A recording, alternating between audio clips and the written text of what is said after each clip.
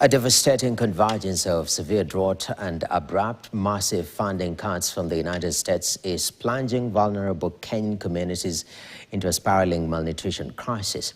While U.S. funds have been partially reinstated, the initial policy shock caused by critical disruptions that health workers on the ground are struggling to overcome. Marian Barasa gives us this report. The initial freeze on funds triggered by the Trump administration's executive order immediately caused disruption to the global food aid supply chain. Contracts for manufacturing and delivering the life-saving, ready-to-use therapeutic food were suspended or cancelled as necessary funds were frozen.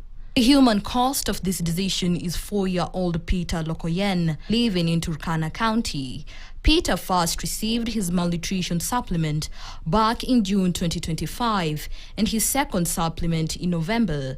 The 5-month interruption proved fatal to his health.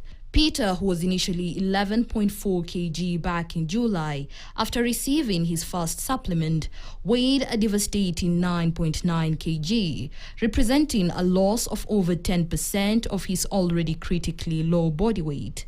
Children's lives in real danger, and for some, by the time treatment resumes, the window for saving their lives may have been already closed, and we might be late in the game. UNICEF, which distributes aid globally, attributed the documented temporary stockouts at some facilities to issues like supplies being rapidly depleted during community outreach campaigns, transport challenges, and difficulties in forecasting local need.